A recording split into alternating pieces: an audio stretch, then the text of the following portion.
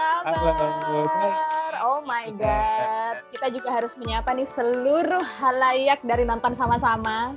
Halo semuanya yang sudah hai. sering bertanya nih, mana nih Kak video baru gitu. Terutama teman-teman aku Asik. sih Punch, karena teman-teman aku Oke. banyak nonton sama-sama. Jadi banyak yang nanya, kok belum ada lagi nih video terbaru, belum ada lagi nih review terbaru. Nah, hari ini kita memenuhi janji itu untuk memberikan review terbaru. Hari ini Panca kita akan kembali lagi nih ke negara yang sepertinya 2-3 tahun terakhir ini sangat booming dengan film-film bagus gitu. Ya. Negara apakah itu Panca? Aku coba minta bocoran dari Panca. Benar sekali, itu adalah negara opa-opa alias Korea Selatan. Korea. Betul sekali. Nah, di hari ini Panca, tapi mungkin genre yang kita ambil agak sedikit berbeda ya Panc. Bukan yang cinta-cinta, bukan yang horor-horor, tapi ini lebih ke political drama. Bahkan ada beberapa reviewer yang mengkategorikan film ini sebagai political thriller. Film apakah itu Panca? Judulnya boleh diberitahu ke teman-teman? Standing Next. Nah, yang itu dirilis dia. di 2020 ini. Jadi masih agak baru banget ya. Yes, kita bisa bilang masih baru ya, Punch. Ya, let's say karena kita udah 6 bulan nggak ke bioskop ya, Punch. Iya. Ya, jadi bisa dibilang film ini.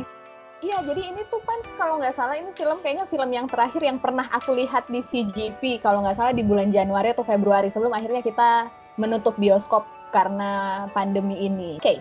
Nah, seperti biasa Panca, sebelum kita mengupas film ini dari segala sisi, dikupas bawang kali ya. Jadi di sebelumnya pasti kita akan memberikan dulu plotnya gimana sih ini Panca, karena ini genrenya Panca sebenarnya. Silahkan Panca. Oke, jadi sebenarnya film ini adaptasi dari novel Ship of Namsan karyanya Kim Chong-sik. Yaitu tentang sebenarnya novelnya sendiri tentang kepala CIA atau kepala badan intelijennya Korea yang pergi ke Amerika Serikat. Nah, tapi di film ini diadaptasi lebih ke 40 hari menjelang peristiwa besar yaitu penembakannya Presiden Park di Korea yaitu pada Oktober 1979. Nah, gila, Panca hafal ya. Gila. Oh ya dong, saya kan riset Bu. Oh iya, oke, baik. Terima kasih. Lanjut Bapak. Nah, di film ini sendiri kepala KCIA-nya itu atau kepala badan intelijen Koreanya itu diperankan oleh Lee Byung-hun itu sebagai Kim Kyo-pyong. Nah, ini nih ceritanya jadi di tahun itu sudah 18 tahun dipimpin oleh pemerintahan yang sangat diktator dan korup oleh Presiden Park. Nah, di sini akhirnya si Kim Kyo-pyong ini yang sebelumnya adalah kayak orang kepercayaannya gitu, kepala badan intelijennya, akhirnya jadi was-was karena awalnya dia mau memburu si pengkhianat yang adalah kepala badan intelijen sebelumnya, tapi kemudian dia jadi menemukan bahwa ini nih kayaknya presidennya ini bermasalah deh karena setiap kayaknya ada banyak hal yang disembunyikan Panca ya. Hal yang disembunyikan, terus ternyata ada kaki tangan lainnya yang kemudian di tengah-tengah perjalanan ini kayaknya si Kim Kyo-pyong ini terancam atau Kim Bujang ya kalau disebutannya. Bujang itu kayak jabatannya gitu. Nama jabatannya dia, benar. Nama jabatannya. Nah, si Kim Bujang ini kayaknya terancam gitu dan jadi akhirnya peristiwa berbalik dan dia pengen jadi yang dibunuh gitu. Nah, akhirnya karena tidak kuat dengan tekanan yang terjadi. Belum lagi beberapa konflik yang terjadi di beberapa daerah di Korea Selatan yang akhirnya harus diselesaikan oleh si Kim Bujang ini atas perintah Presiden Park. Nah, dia ini pusingnya akhirnya sampai ada satu trik di mana emosinya akhirnya lepas kontrol dan di satu malam di bulan Oktober itu akhirnya dia memutuskan untuk menembak mati Presiden Park ini bersama beberapa kolega-koleganya atau kaki tangannya. Nah, kemudian dari sini akhirnya dia dinyatakan sebagai tersangka. Tapi sebenarnya film ini cuma bercerita sampai malam peristiwa penembakan itu. Lebihnya lewat kayak narasi gitu ya, yuk. Ya, benar. Secara garis besar ini adalah bercerita mengenai peristiwa 40 hari sebelum penembakan si Presiden Park gitu. Oke, nah sekarang Panca, kita akan mulai dari bagian menarik dari film ini.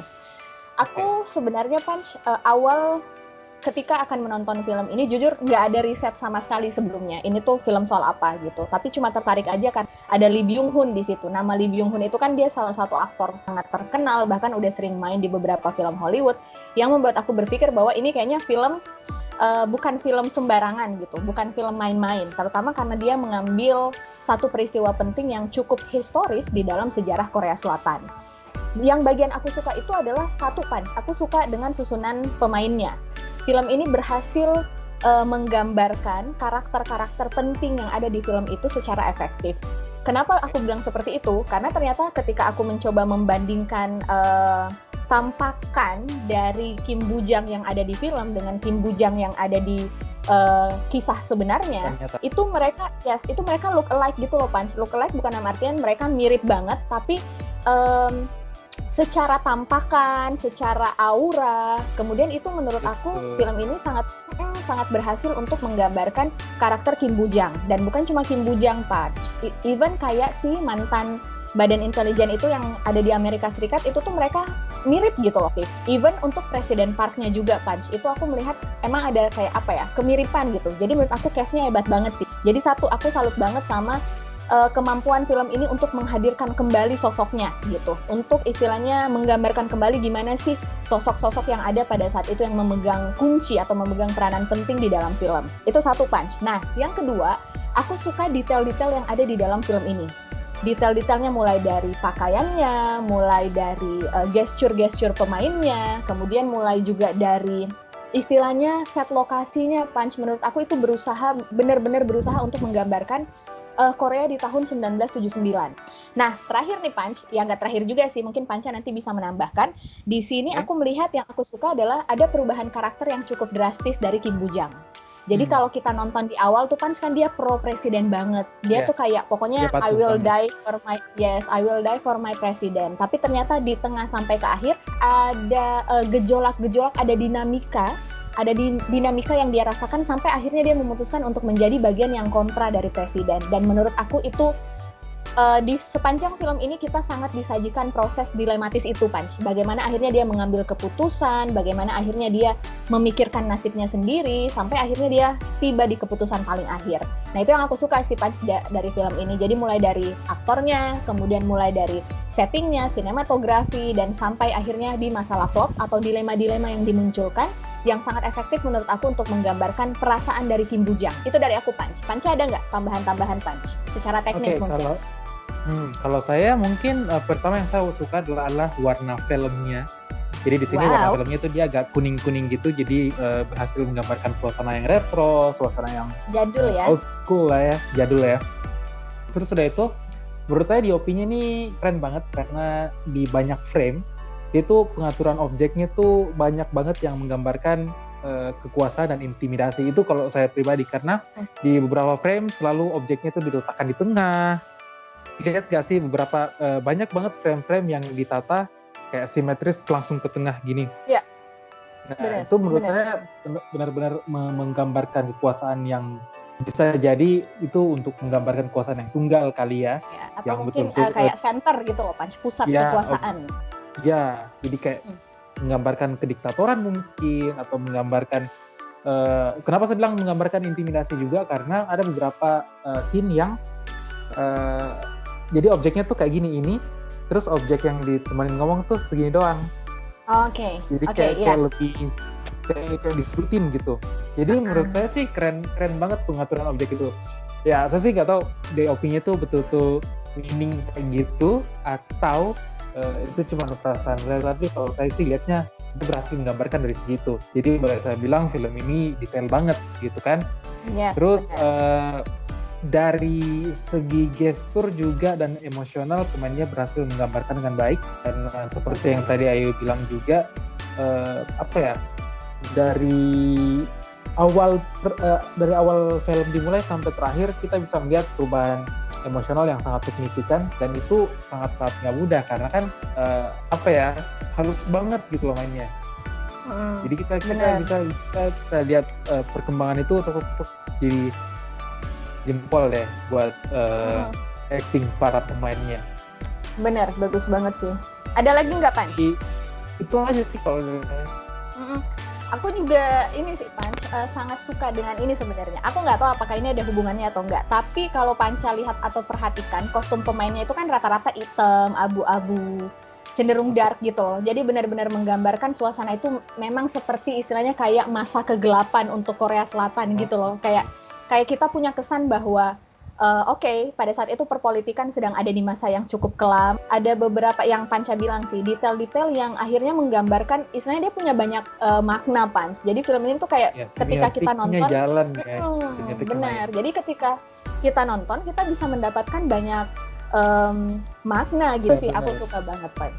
Ini sih relate dengan yang tadi aku baca soal ada beberapa reviewers juga yang bilang bahwa film ini sebenarnya untuk penggambaran karakternya sendiri semuanya tuh abu-abu, jadi nggak ada yang baik dan nggak ada yang jahat.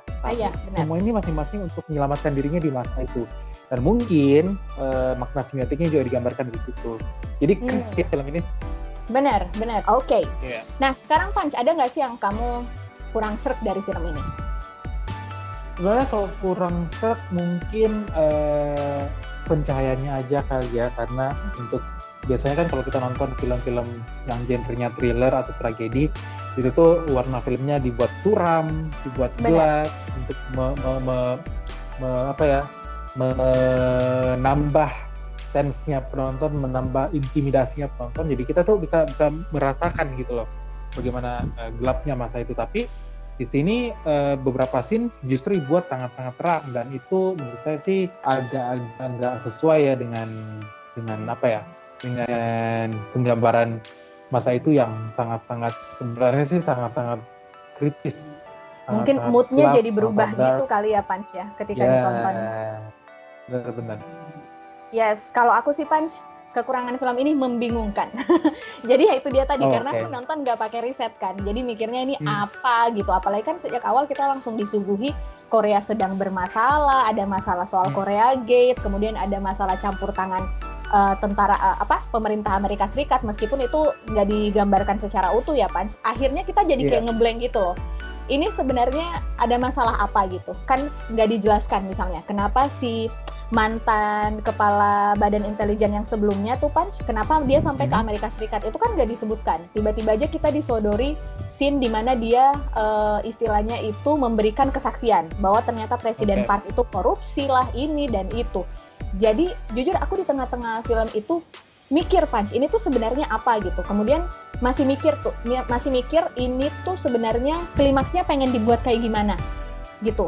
Apa sih sebenarnya tujuan dari film ini? Itu aja sih sebenarnya waktu itu kepikiran. Nah tapi setelah nonton film ini dan riset, akhirnya baru ngeh bahwa ternyata film ini memang simply untuk menggambarkan apa yang terjadi di 40 hari sebelum si kematiannya Presiden Park itu.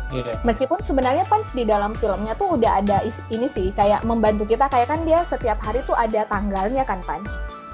Dia kasih tanggal kan. Jadi mungkin itu supaya kita membantu kita untuk melihat istilahnya kayak countdown-nya dari 40 hari terakhir itu kayak gimana. Itu dia. Cuma karena kita nggak punya istilahnya background information mengenai apa sebenarnya yang terjadi, jadi film ini tuh menurut aku rada membingungkan sebenarnya.